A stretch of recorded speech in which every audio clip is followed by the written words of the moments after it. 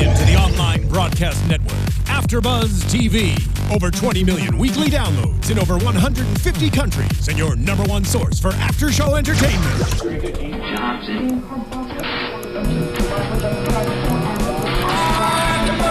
AfterBuzz TV, the destination for TV superfans, producing aftershows for over 300 of your favorite TV shows, interviewing celebrities and showrunners, and bringing you behind-the-scenes exclusives. All thanks to E! Entertainment's Maria Menounos, producer Kevin Undergaro, and internet leader Akamai. Now, let the buzz begin! Fight fans, hello and welcome to another episode of UFC on AfterBuzz TV. I am not Daria Baronato, this is Jay Tan, and I'm here with my co-host, cohort, co-pilot as always, George Hermoza. Daria Baronato is, I want to say, on parts unknown on location right now, but parts known very impressively and excitedly so, right? I heard she's in Florida, to be honest with you, but that's what I heard. I Well, mean, it's if you official. heard differently... Word is out there, my friend. It's official. Well, I don't know. I mean, to me, I thought she was in Florida trying to be a professional wrestler. That's exactly what's going Okay. on. Indeed, our girl, Daria Baronato, has made it to the final 13 of WWE's Tough Enough competition, which starts airing on the WWE Network this Tuesday. Nope. Hang It's on on USA. a second. It's Hang on on a USA. second. I got this now. WWE Network this Tuesday, and then subsequently on, is that Tuesdays on the USA Network? Mm-hmm. Okay, so Tuesday is the day to check in. First episode, WWE Network, which is available online, and then USA Network. Please vote for her. Absolutely. By the way, hashtag Jersey Devil Takeover. We're feeling good about this one. She's really impressed a lot of people in this opening round, as it were, and we're excited to see how far she goes in this thing. However, that said, you're not just stuck with the ugly laptop brothers here. We have got special guests coming in by Skype. UFC middleweight contender and former MFC middleweight champion, Smiling Sam Alvey, one of the most personable and fun guys right now in the UFC. Sam is coming to us from his home in Temecula. Is that correct, Sam? Technically, I'm in Marietta, but they're two cities, and I don't know where one starts and one ends. So yeah, Temecula. Very kind of close together there. Sam coming off, right now on a 3-fight win streak here, coming off of a TKO finish over Dan Kelly May 15th, so not too long ago. Speaking of that, how was Australia?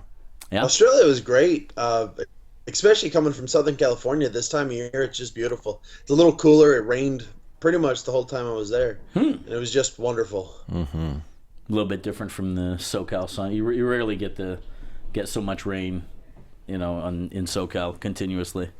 Yeah, not so much. I'm from Wisconsin, and it would rain once or twice a week up there. And, I really miss the rain. Yeah. Big fan of the change in seasons and weather as well.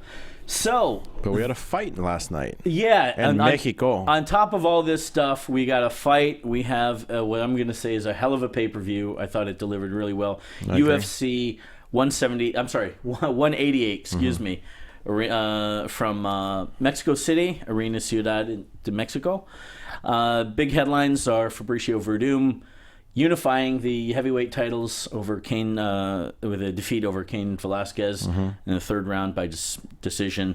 Running through the results real quickly, starting with the openers: Gabriel Benitez over Clay Collard by unanimous decision. Catal Pendred, a teammate of the big man on campus right now, Conor McGregor, excuse me, over another unanimous decision over Augusto Montano. Johnny Case, unanimous decision over Francisco Trevino. Patrick Williams with a technical submission, 23 seconds in the first round over Alejandro Perez. That was good. That was a really good The one. next one was good, too. Mm-hmm. Yep. Same thing, pretty much. As if that wasn't fast enough for you guys. Efrain Escudero fighting, I believe, for the first time in his home country over Drew Dobbard's submission with a standing guillotine, 54 seconds. Henry Cejudo defeated Chico Camus in a really compelling match. Unanimous decision, but across the board, but really each round really close. On the main card, Tisha Torres defeated Angela Hill by unanimous decision. Yair Rodriguez defeating Charles Rosa by split decision, which got Fight of the Night rewards. Kelvin Gastelum defeating Nate Marquardt in the second, right after the second actually, by TKO doctor stoppage between the second and the third. Nate Marquardt was just done on the stool. In the co-main event, Eddie Alvarez facing Gilbert Melendez in a showdown that's been expecting to happen for many, many years. It went to split decision, Eddie Alvarez getting the nod. And then, of course, in the main event, the new unified, undisputed heavyweight champion, possibly a lot of people are talking about one of the greatest of all time now, which, given the accolades that he's amassed at this point now, not an unreasonable argument at all. We'll talk a little bit more about him when that fight comes up. Yeah. But Sam, what did you? Let me ask both of you guys. You caught the show. What did you think of the pay-per-view overall?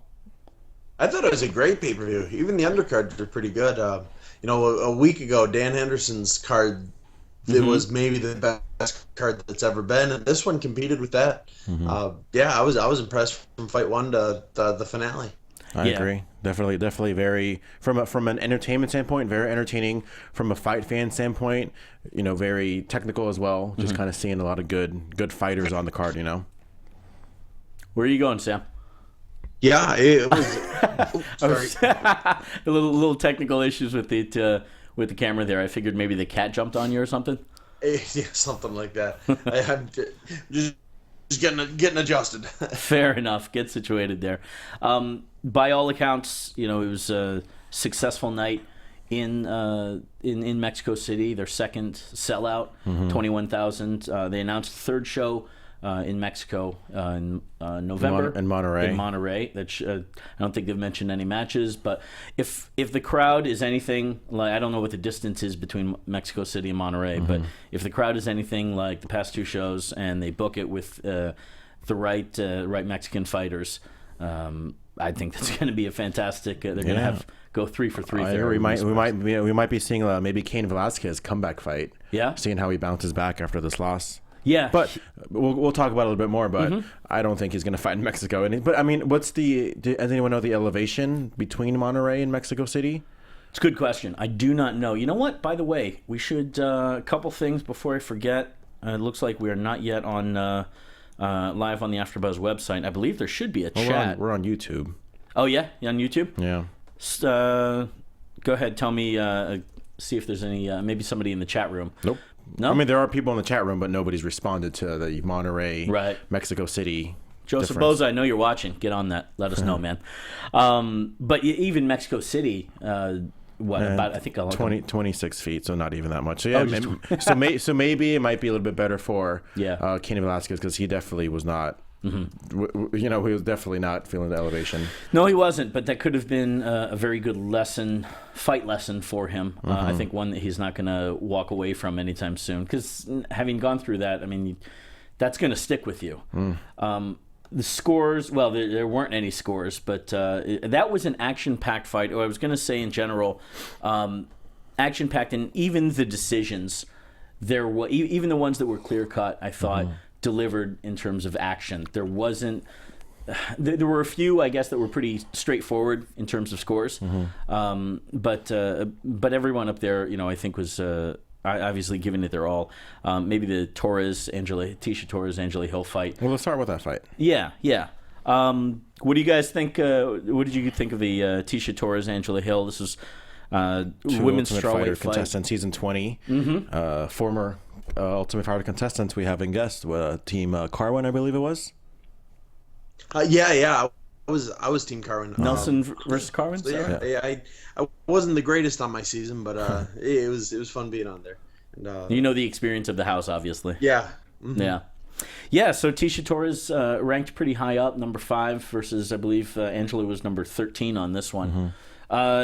This was not. This did not deliver in terms of the biggest fireworks or anything, but scores across the board were 30-27, 30-27, 29-28. What did you guys think? Because it did feel pretty straightforward to me in terms of Tisha taking all 3 rounds. Sam? Yeah, I thought it was pretty. Unanimous. I didn't think anything great happened. It was probably the weakest. everyone kind of knew it was gonna be the weakest fight on the card, but it was okay. It wasn't anything great, but it was what it was. Yeah, nothing really stood out to me. It pretty much went exactly how I thought it would go. A little less entertaining. Of course, I never predict the fight will be boring or bad, but again, I thought it was exactly how I thought it'd be, just without the real entertainment factor, because it just kind of was plain. Torres just grinding her out. Angela Hill still relatively new in the sport, so hopefully she learns from whatever she. A lot of the match spent on the ground. I felt that Angela seemed to be pushing the action or pressuring Tisha against the cage a little bit early in each round. Inevitably, Tisha would get a takedown. It would end up on the ground, and Angela seemed to mute her, holding down half guard and really not getting a lot accomplished from bottom. But also, Tisha couldn't implement a game plan on the ground there, which I think kind of led to that. But at the end of the day, Tisha was on top. It was on top more than it was a battle on their feet, and in that regard, I think it felt like that was one of the only criteria really to judge that that match. What do you think that does now with Tisha? Having fought somebody just about 10 notches down in the rankings. Do you think that this impressed anybody? Impressed the UFC Not brass, necessarily. matchmakers? No. What do you think, Sam? Yeah, the women's division, the talent level isn't that different from number 10 to number 1. So I think what was she? You said number 13 to number 5. I think they were similar enough. Where most number 5s in any division would just slaughter number 13 typically. Yeah. So I think it was an okay fight. It wasn't a bad fight. So I think.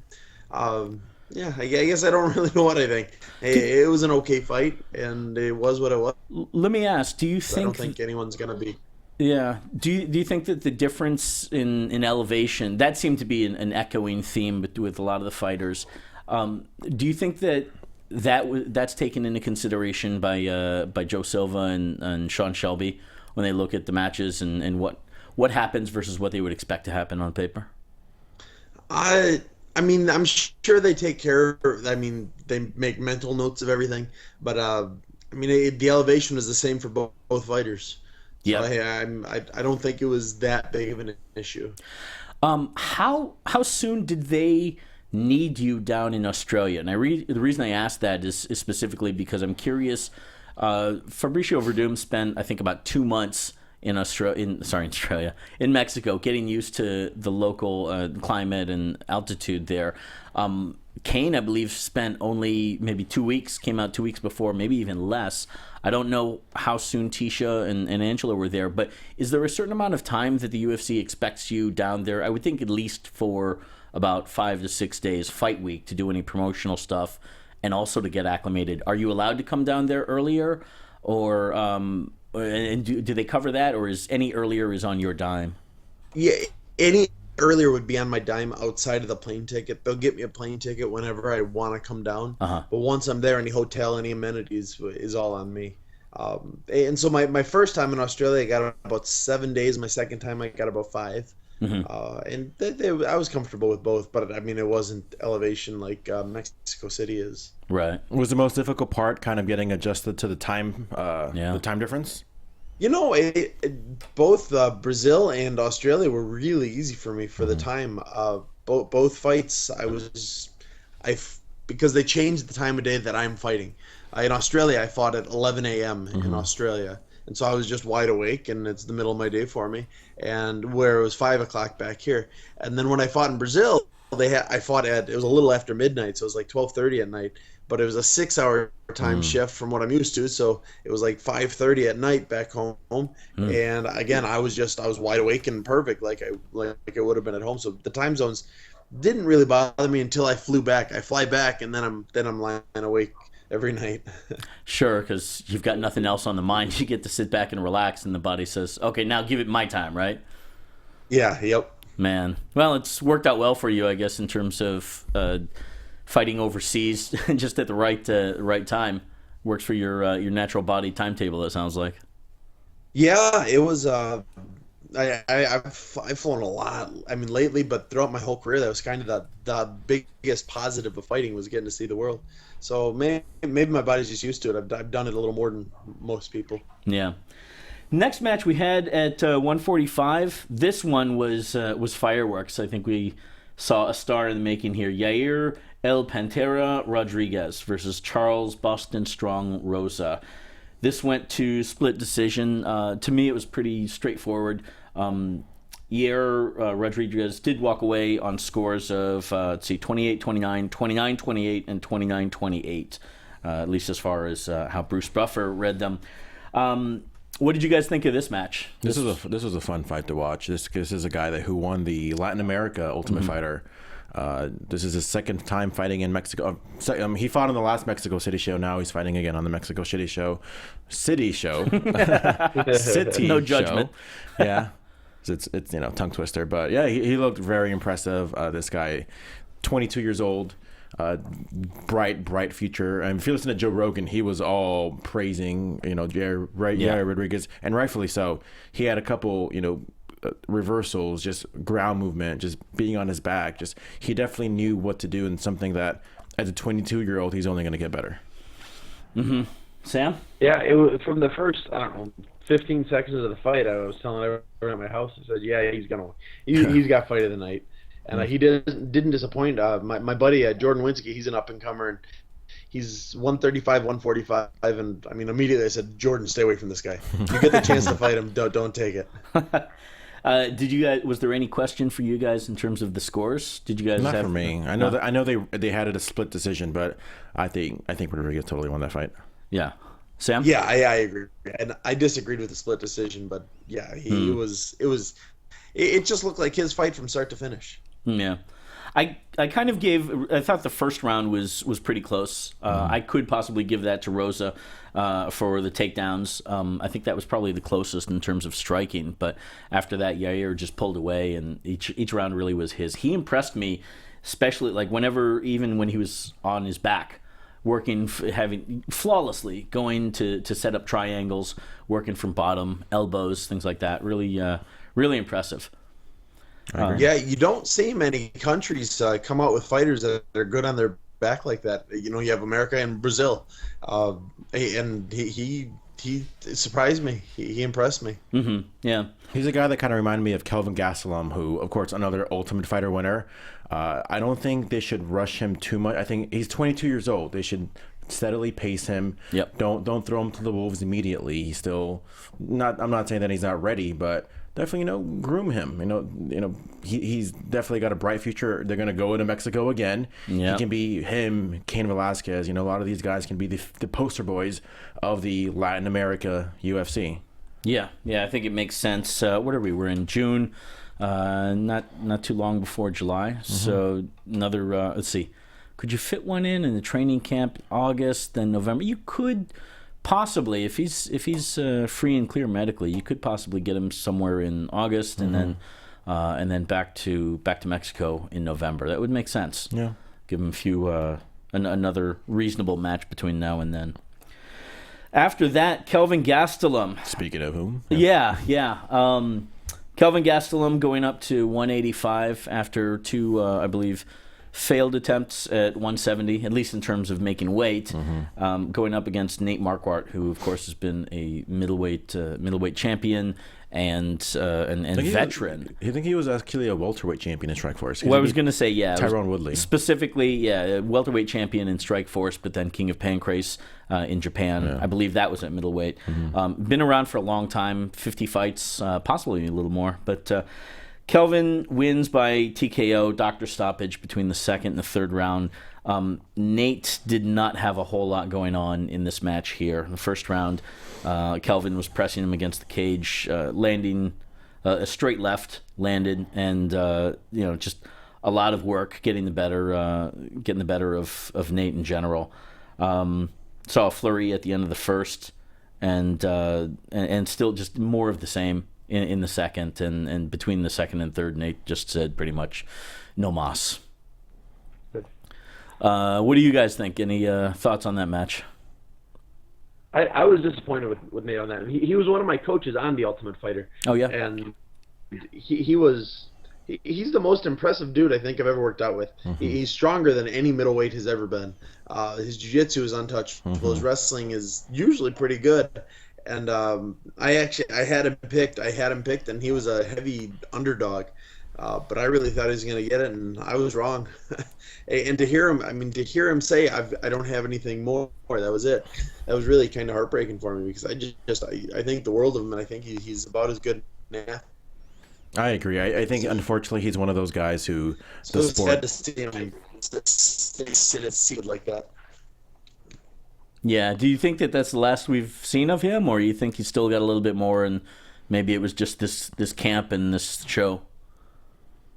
I think he's got more. I still think he's better than anyone in Bellator, and I think he's still an entertaining fight for the UFC. So as long as he's making decent paycheck with it, why quit now? Right. Yeah. There was something. Go ahead, George. I want to say, sadly, it might not be, and I'm hoping nobody should ever have to worry about getting a paycheck. But I mean, the guy's lost 4 of his last fights. I don't know how that might be viewed from the UFC brass, of course. Yeah. I want to see him again. I've always like Sam. I've always been a fan of Nate the Great. So even going back to Strikeforce, seeing him, I still get that vivid image of him just completely destroying Tyrone Woodley with those uppercuts. I'm seeing Woodley collapse. So I know he's got it in him. But yeah, like I said, losing 4. I mean, at the same time, though, losing the guy who he's lost to, those guys are top guys. So while he may not be able to compete with the top 5 or top 7 or whoever, I think there's still a place for Nate Marquardt as far as just still being a fighter. Yeah, I would expect that there's more than a few matches still left in him. How competitive he can be in the UFC, I'm not quite sure. And I don't want to dismissively use the word gatekeeper, but it does seem like he's a guy that is going to be kind of a benchmark or a measuring stick for these up-and-coming guys like Kelvin, to see if they're ready to go to the next level, in terms of possibly top 15 or top 10 guys. What's fascinating to me is I look at Nick Marquardt and I think about Andrei Arlovsky and what we've seen in the past year or so with him. Everyone was writing off Andre, thinking his career was done. The losses that he was having were something pretty severe. And he gets a shot back in the UFC. I felt at the time pretty much kind of to fill in a slot more than anything else. But he took that brass ring and he's run with it, and that's kind of what I expected out of Nate with this match. It was a tough call, and I know that I owe somebody a sushi lunch, having lost a bet on this one. But that's what I thought was going to happen with Nate, taking nothing away from Kelvin. I just thought that Nate was gonna show up, and unfortunately wasn't the case. There was a lot of talk afterwards with Kelvin. Of course, Dana, I think, had forced him to move up to middleweight after not making weight twice as easily as he should have at welterweight. And his post-fight interview, Kelvin, recognized, hey, I wasn't as disciplined enough. I know I can make 170 because, quite frankly, he's made it before. But Dana White came out and said, nope. You're not going to fight at welterweight. Absolutely not. Did he say that he wasn't going to allow him to fight at welterweight, or he just didn't believe that he can make welterweight? So I'm going to quote Dana White here.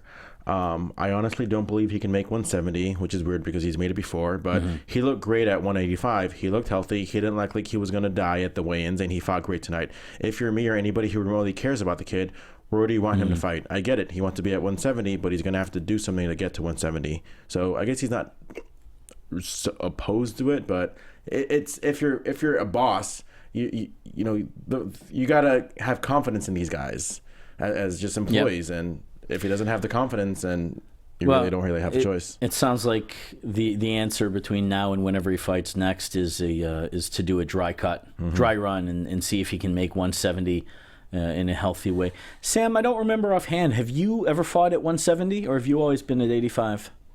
I unfortunately have 2 fights at 170 for the unfortunately, you say. Yeah. No, it was... the UFC calls, you don't ever say no, but I was really close to saying no. They said, hey, can you make 170? I said, yeah, sure, I'll get there. I said, all right, you got 29 days. He said, oh, shit. Okay. Now, what weight were you at when they called? What was it? When they called you to make welterweight, what weight were you at that time? 220. Okay. Oh, jeez. Maybe a little less than that, but right around there. Oh, that's a lot of 2-a-days and 3-a-days, isn't it? Oh, and it was no food for a month. I mean, it was ridiculous. But I made weight. I've always said I will never miss weight. If they needed me at 155, I'd find a way. Yeah. Wow. I think it's disrespectful to miss weight, and it's my sport. It's part of what I have to do for my sport, and I will never miss weight. Were those were in the UFC, you said? For the Ultimate Fighter. Oh, okay. Gotcha. Right. Because I didn't remember. I'm looking here, and Tom Watson, Dylan Andrews, Cesar Montanch, all 85, I believe. I'll never do 170 again. Yeah. I mean, again, if the UFC says, Sam, we really want you there, can you just say, oh, fine. Mm-hmm. But it's not good. I got so weak doing it, and it showed up in my second fight there. Yeah. In the house. What do you think about Kelvin trying to get down to 70? Do you think, because it strikes me I feel like if he stays at 85, he's going to be a smaller, shorter guy, but compact. Because he's 5'9". Yeah, exactly. So to that end, is he better off being like a Frankie Edgar of the middleweights, smaller but stronger, or do you think it's a healthy cut down? Do the healthy cut. He looked good at 85. I couldn't blame him if he stayed there. But if he wants to fight 70, he's got the frame for 70. 5'9" is not. He might be the smallest 185er in the division. Yeah. I met him once, and before he was officially the champion, it was during his episode. Mm-hmm. I didn't even realize who he was. I didn't watch the season. So depressed after losing mine, I didn't watch his season. He was smaller than I would have thought, or at least shorter. I wouldn't have guessed 85 meeting him in person. Which is to say, do you think it's just lifestyle change that would be the successful key to get down to 70 at a healthy and reasonable rate? Yeah, probably. You do it. I mean, who is it? Dolce or Rock something? Or Mike Dolce. Those guys are supposed to. You pay them a lot of money and they make you get on weight. That might not be a bad idea. You make it sound so simple. Just shell out your cash. They make it sound so simple. Pay me and I'll get you to any weight you want, and you'll be the greatest fighter ever. Yeah. In the co-main event, Gilbert El Nino Melendez and Eddie Alvarez. Again, a showdown that has been years in the making. Going another split decision, going the distance. Eddie Alvarez, former Bellator lightweight champion, pulling out. This is a fight that's kind of been brewing because they were champions of opposite organizations, not UFC. It was essentially Bellator and versus Strikeforce. So yeah, this is one of those dream matches that everybody was talking about years ago. Right. Eddie Alvarez coming ahead with a split decision win. Again, 29-28 twice. Another judge saw it 29-28 for Melendez. How did you guys see it? I was disappointed by the fight. It was a fight I've been looking forward to for a long time, and it wasn't bad, but it was not nearly as good as I thought it was. I agree. It should have been. I thought it was probably 4 years past when it should have happened. Yeah. Do you think that was a big part of it? It was kind of a boring wrestling match for the second 2 rounds. Yeah. And and Alvarez won. I mean, and coming out of that big elbow in the first round, I didn't think he was going to, but he pulled it together and pulled out the victory. I mean, his left eye was practically shut, if you noticed. Mm-hmm. Gil landed a really nice right elbow right on his left eye, and it was looking bad. And then between rounds, when Eddie went to... Joe Rogan made a big deal out of this, about the science of blowing your nose when you've got an eye injury, and Eddie went to blow his nose, I guess to clean out some of the blood in his system, and boy, that eye popped up, and it was really kind of shocking, visually shocking that Big John didn't stop it, given how much it seemed like it was closed. But Eddie and his team were able to bring it down enough to convince him that he could see through both eyes. I'm a little spoiled by Gilbert Melendez and Diego Sanchez fights, because after seeing them together, knowing what they can do, and that night was just magical for both of them. So I agree with Sam in terms of, it was an okay fight. I expected a lot more fireworks when this fight happened. I mean, it was okay. I mean, I think the right person won. I think the way the judges looked at it, it was, well, here's a guy with one eye shut. So Gilbert, it should be easy for him to finish. And because he didn't finish, maybe they might have scored it for Alvarez. Maybe because he was the coming from behind underdog for those last 2 rounds, and he stood up with them evenly. Yeah. So I think they just edged it to Alvarez for the second 2 rounds. Do you guys think, Sam, let me ask, do you guys think that, what do you think it was that prevented this thing from being an all-out war? Was it, again, the altitude, guys not being as acclimated as they thought they might be? Do you think that it was the emotion between these two guys that just kind of shut down wanting to get into a dogfight and risk it at the sacrifice of possibly losing to the other guy? Or was it too late? Was it 4 years too late, like you said? I think they were scared of getting taken down by one another. Yeah. I kind of anticipated it being more of a wrestling match for the whole fight, and it kind of turned out to a cage drag down match, kind of. Yeah. But that was my guess. Is they didn't want to throw any real combos because they didn't want to open themselves up to being taken down and beat that way. Yeah.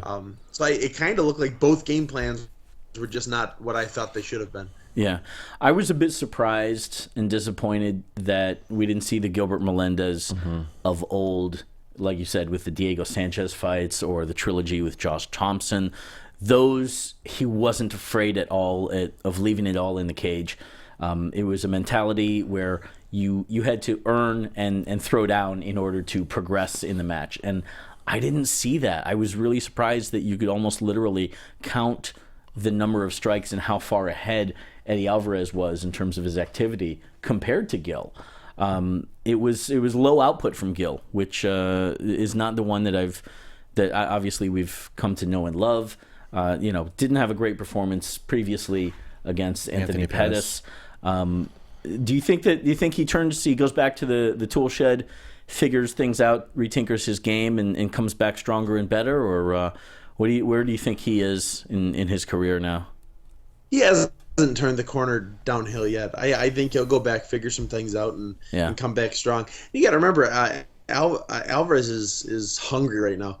I mean, he's coming off his last fight was Cerrone, wasn't it? Yeah, back in September. And he just got tooled by Cerrone. Oh yeah. His big debut after the big Bellator, legal battle about whose contract was the right one and all that. Yeah. Cerrone just tooled him. He was hungry.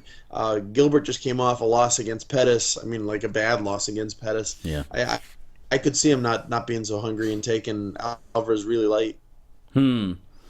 I wonder how much he impressed the UFC with this performance. I would think his toughness certainly can't be questioned.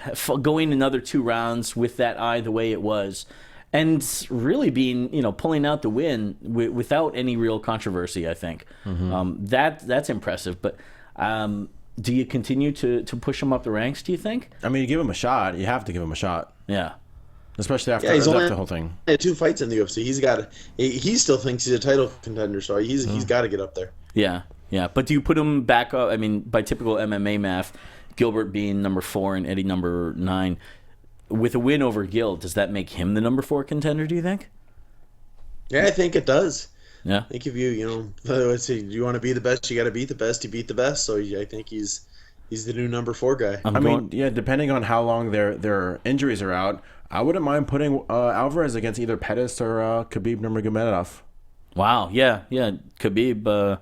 Khabib's on the shelf for a little bit, but that puts him just depending on when they come back from injuries. Number 2, Cerrone, he's waiting for that title shot. Number 3, Khabib, and number 4, Gil Melendez. Number 5, Michael Johnson, which could also be a really interesting fight between him and Eddie. Yeah. I could see that match happening actually, if Michael's not already booked. I don't remember offhand. He's booked in August.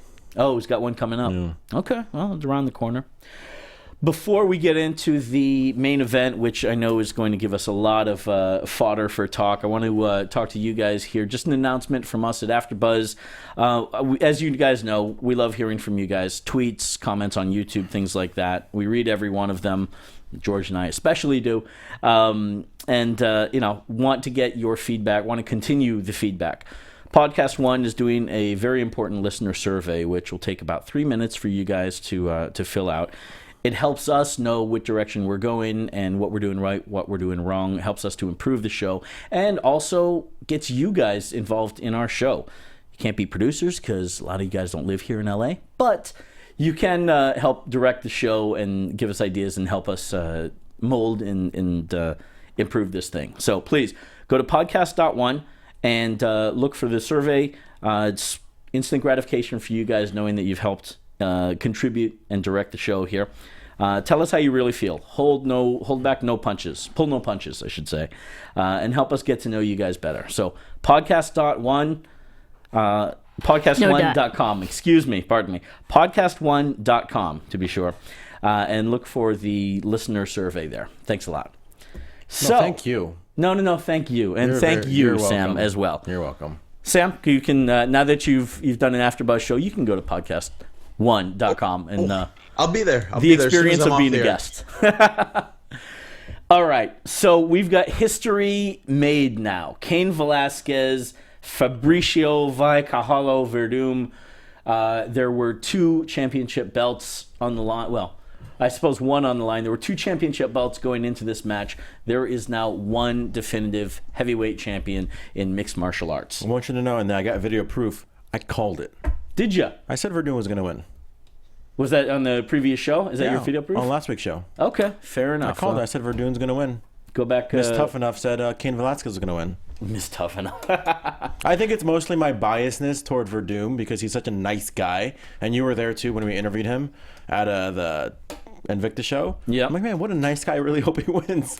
So you haven't had a Cain Velasquez interview, but you've got a Fabricio Werdum interview. You've not only that, you've got the only AfterBuzz interview in Spanish. That, me personally, I think that rocks. That's very cool. I tweeted it, but poor Werdum didn't retweet it yet. Maybe he will now. He's been busy. Yeah, maybe he can get back to the internet. I did tweet it like at 8:45, and I got upset that he didn't tweet back. But whatever. Well, I'm sure he was busy doing something else. Just an incredible performance here. I've got my opinions on it, but I want to hear you guys. We know what you were thinking, George, going in there, or did it go the way that you went? And Sam, what do you think? Is it who do you have, and did it work out the way you thought it would? I was kind of split going into it. I edged out Cain, but Cain got it. Cain looked terrible. He had some weird, funky groove moving with his feet and his hands. Nothing seemed flowing. His head right. movement too. He came out aggressive, which was typical him, and then he was just kind of weird after that. Everyone says he was tired. He didn't look tired to me. He just looked kind of awkward, wobbly.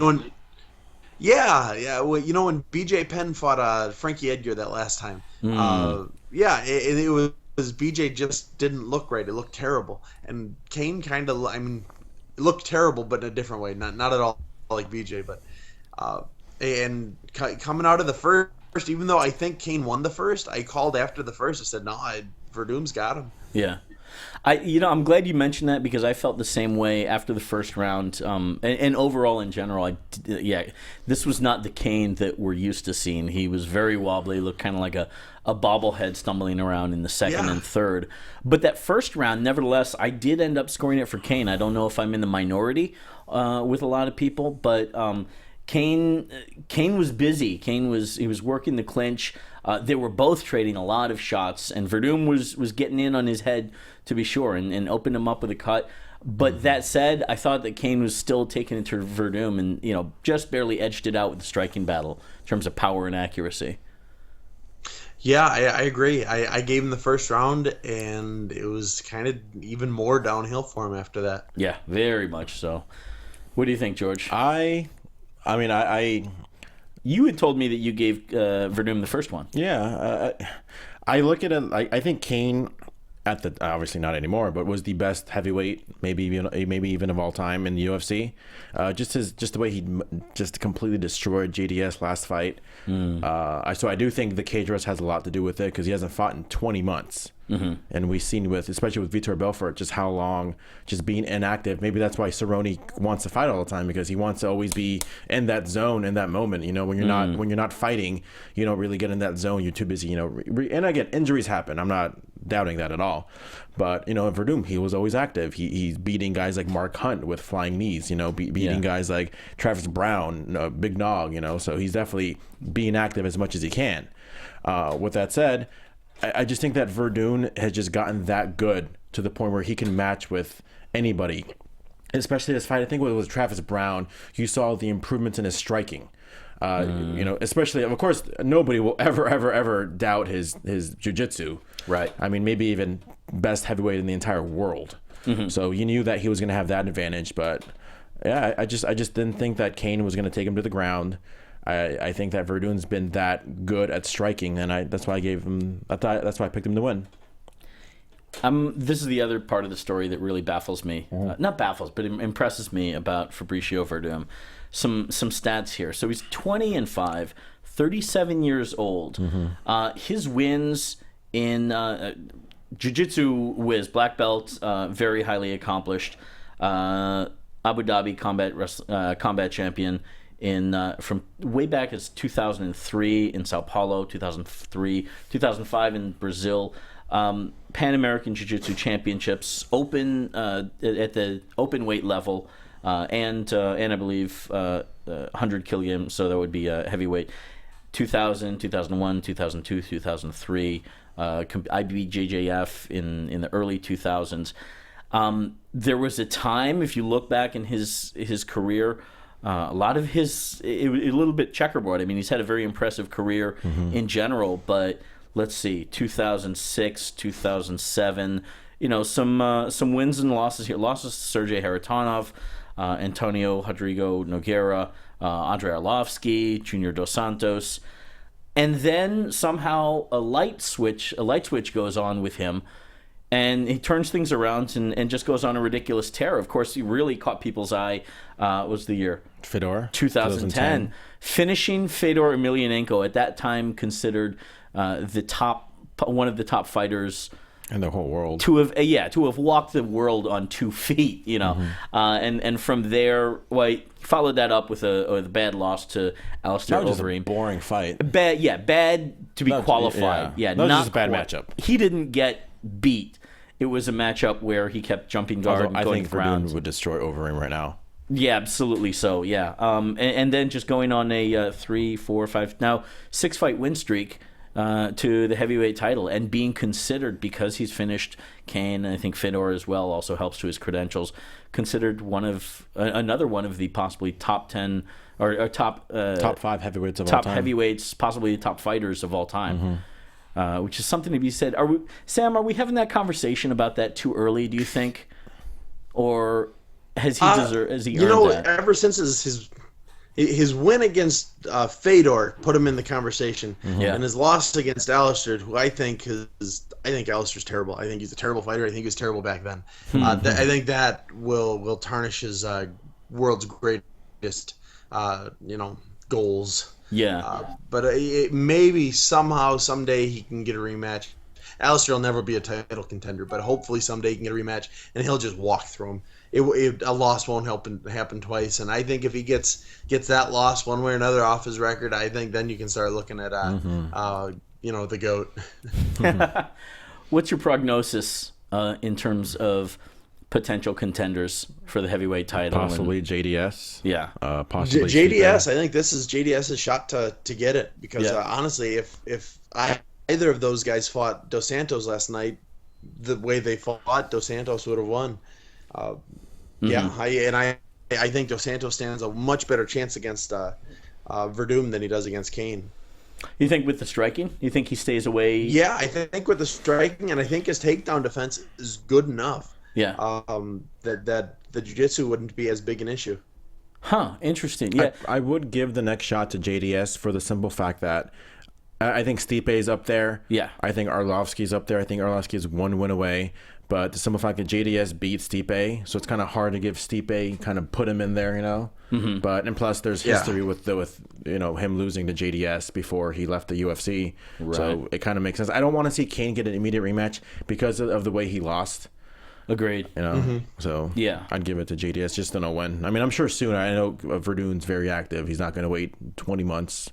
Of course, I know injuries happen, but I know he probably wants. If you want to make Dos Santos earn the title, put him against Arlovsky, and he'll walk through Arlovsky. It'll be first round knockout. It'll be a fun fight to watch. Now. Put him against. Then you can say, okay, we're not just handing it to Dos Santos. Dos Santos has earned it. That's the beautiful thing is you've got losses by Werdum to JDS and Arlovsky, so you've got storylines there. They were both in the UFC, so it's not like it was a storyline that you've got to play off of and don't have the resources to promote it. It's been a long time since the heavyweight division's been like this, because before the longest time it was Kane and everyone else, or Kane and Joe Santos and everyone else. But now you got Verdun, and now it mixes everything up because he lost to JDS, he lost to Overeem. But Overeem's he's whatever, he lost to Ben Rothwell. It's like all these things, and so I'm kind of happy that the heavyweight division is finally in.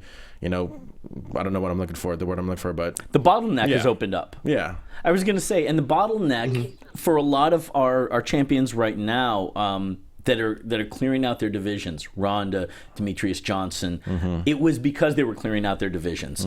There was bottleneck, and so we were looking at, who can viably be the next contender? With Kane, I think what's interesting is the bottleneck was because he kept getting injured. I think I saw a stat about 602 days since the last time that he fought. 20 months. The title. Yeah. And for the past several years, he's had 2 opponents, Bigfoot and JDS, since he won it from Brock. So now this bottleneck opens up. We've got a new guy and a whole bunch of people that we can go through in terms of potential candidates for a heavyweight title shot. And frankly, Werdum, I don't think has the same track record of injury that Kane does. I think this is good for business, even though I'm sure the UFC doesn't. They're not publicly going to say who they want to win, but this does open up a lot of interesting matchups. Especially because he's fluent in English, not fluent in English, but he's okay in English, but fluent in Spanish, fluent in Portuguese. Yep. Yeah, and I think he's fine in English. Yeah, he's good. Yeah. But when you think he can be a spokesperson for either Brazil or obviously the Latin America cards. Yeah. So I think it should be fun. Excellent show. A lot of fun to watch this one. I think this is going to be one of the top pay-per-views of 2015. There was a promo that I loved promoting UFC 190. Yeah. I thought it was well produced as far as they had promoting Rousey versus Correa, and you had Ronda's opponents quoting, this is what's going to happen, and they show a clip of Ronda destroying her. I just thought it was a cool promo. Yeah. Sam, let's talk about what's going on with you. The last time we saw you was actually not too long ago, like we said, in May. A brilliant finish to Dan Kelly. Just easy, quick night for you there, if nothing else. Have they been talking with you yet about a next round for you, next matchup? Yeah. I've been kind of. I tore my LCL about 5 weeks before I fought Daniel Kelly, and so as soon as the fight got done, I finally got my MRI, got things taken care of, and so I'm cleared to do everything. So I've been on the phone with Joe Silva the second I stepped out of the doctor's office, and I'm looking for early August. I'm hoping if I can get August, October, December. That'd make me a happy fighter. Quite in a roll though. 3 straight first round finishes. How does that make you feel?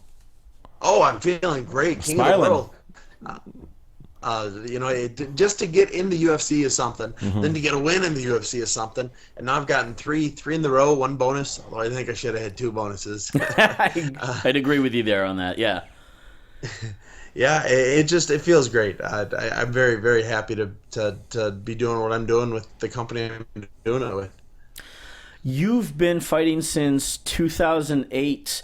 Hey, George, it was July 19th, 2008, just a few days shy of J-Day and George Day. Oh, wow. July 16th, guys, fans, everybody in AfterBuzz, and Sam, you as well. July 16th, feel free to come celebrate J-Day and George Day up here somewhere here in SoCal. But what I was going to say, I'm leading to, man, you've been fighting since 2008. You've been through a lot of regional promotions. I first remember... Do we still got you there, man? Okay, we do. Good. I remember first seeing you in the MFC fights televised from Edmonton on Access TV. You've had some matches in Bellator as well. Talk about this because it's been quite a long, windy road to get to the UFC. Talk about that. Talk about that journey and being here. Obviously, you're loving the moment in the limelight that you rightfully deserve. Yeah, to start it off, when I started fighting, my goal wasn't to get in the UFC. It was to beat the guy who's standing across from me.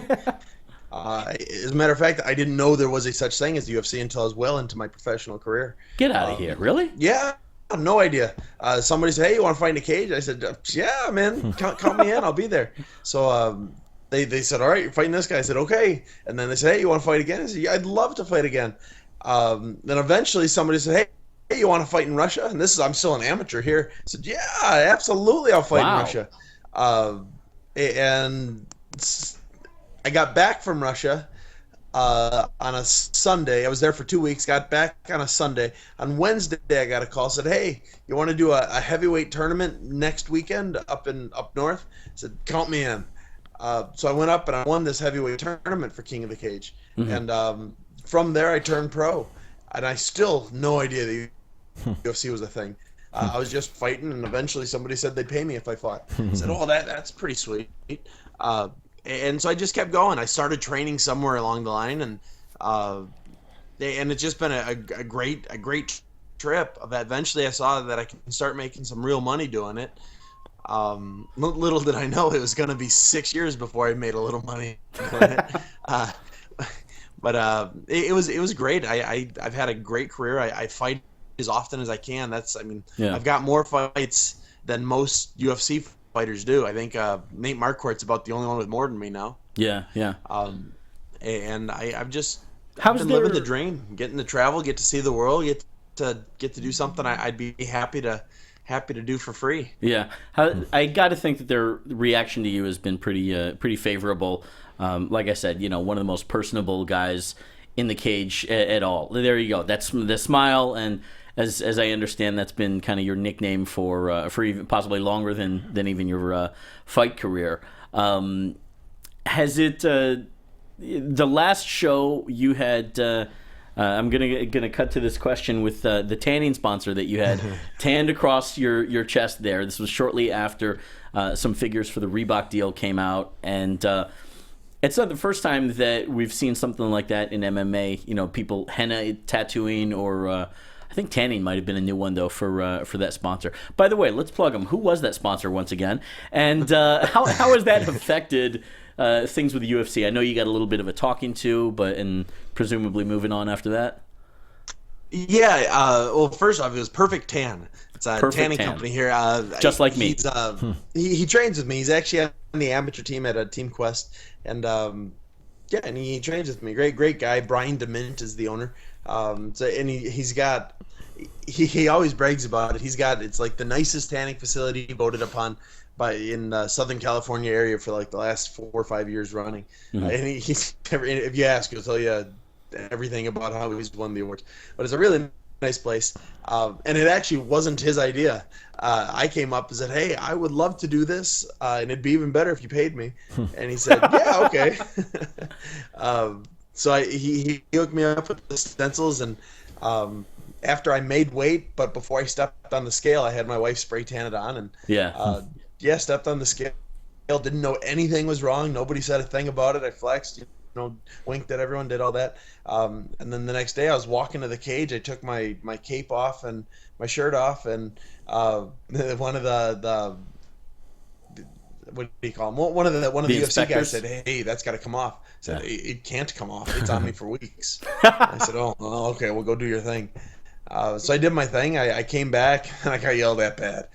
There were like 4 different people at different times said, "Sam, Dana White is pissed. You can't do that." I said, "I swear I didn't know." I wouldn't have. Have you talked to Dana since then about it? Not Dana. I never talked to Dana. I talked to him once while I was on The Ultimate Fighter. But I talked to Sean Shelby, and he said, "Yeah, Dana was pissed." I said, "Look, I'm so sorry. I didn't know." I said, I believe you. It's in the contract. I should have known. I didn't." You said it's a few weeks. Is it still on you? No, it's faded. It faded, but it was on me for probably 2 weeks, 2.5 weeks, something like that. All right. So the half-naked guy walking around with his shirt off in Murrieta and Temecula, everyone knew who Sam was, and everyone knew where Sam was going. Did they get a girl in business because of that? Yeah, he was laughing about it. He said his Facebook page erupted. Nice. A little bit during the weigh-ins, but during the fight, it just erupted. He said he got people from North Dakota. He said, "Hey, I don't need a tan, but I just wanted to give your page a like for helping Sam." That's excellent. Yeah. and so he's been great, and he told me, likely the UFC didn't tell me this, but likely having perfect tan on my chest cost me that bonus.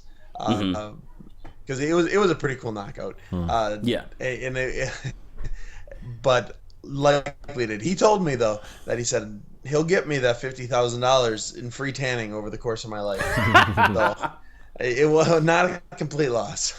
I was going to say, and you being a bit of a ginger there, you're probably going to finish that up in about 2 or 3 years, But let me right? ask you this though: what if you just put tan on yourself? You tan Reebok. Will you get in trouble?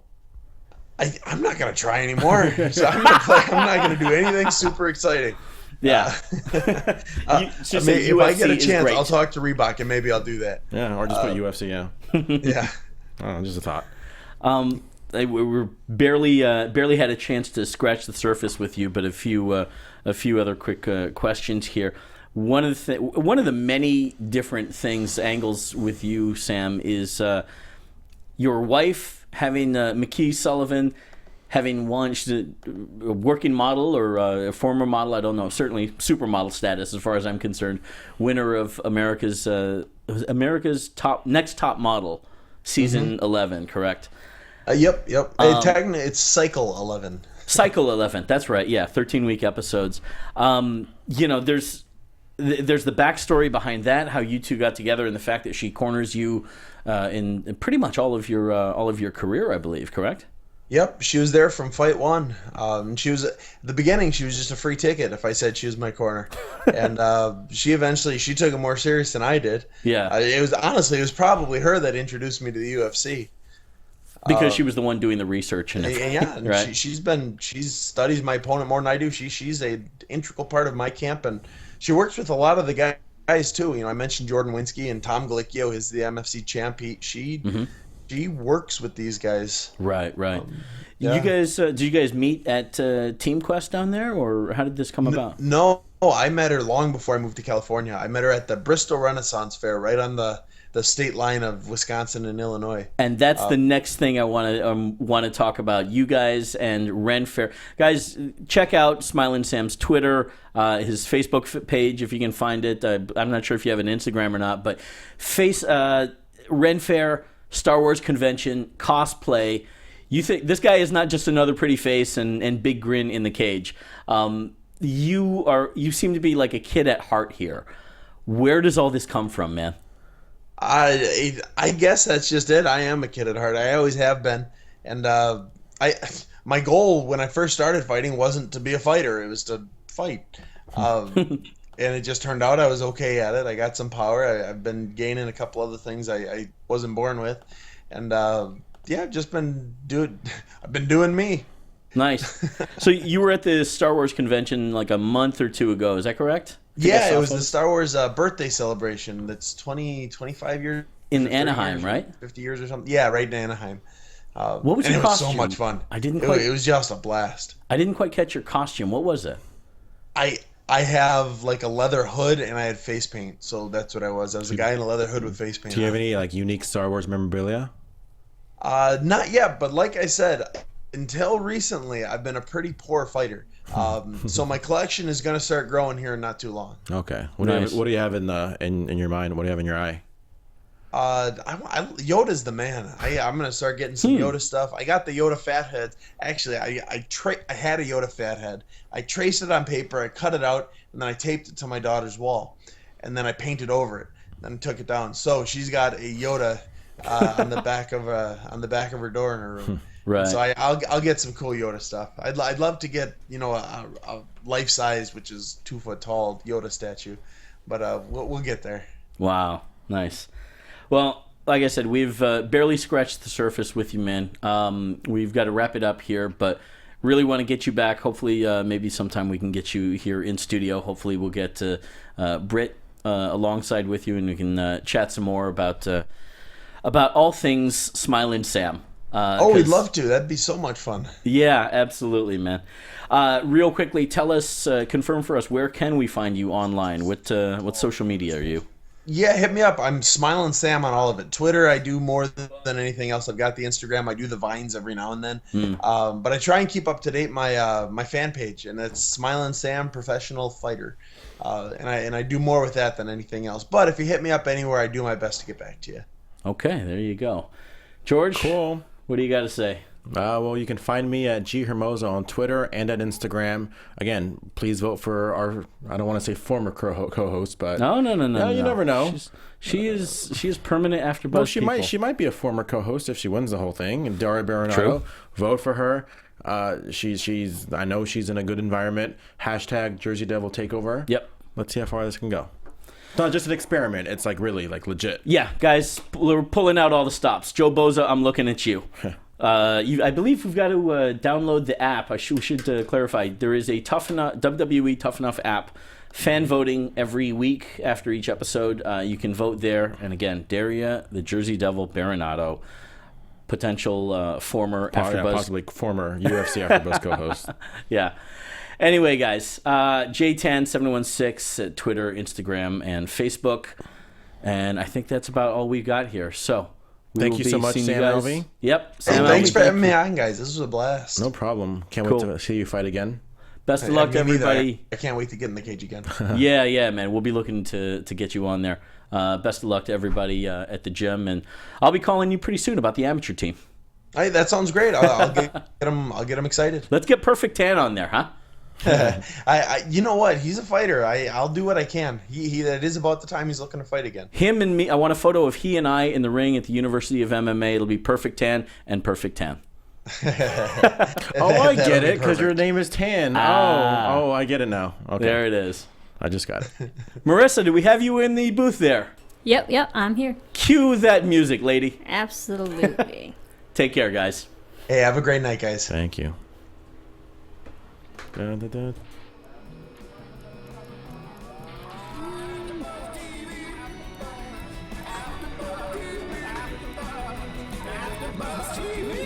From executive producers Maria Menounos, Kevin Undergaro, Phil Svitek, and the entire AfterBuzz TV staff, we would like to thank you for listening to the AfterBuzz TV network. To watch or listen to other after shows and post comments or questions, be sure to visit AfterBuzzTV.com. I'm Sir Richard Wentworth, and this has been a presentation of AfterBuzz TV. Buzz you later. The views expressed herein are those of the hosts only and do not necessarily reflect the views of AfterBuzz TV or its owners or principals.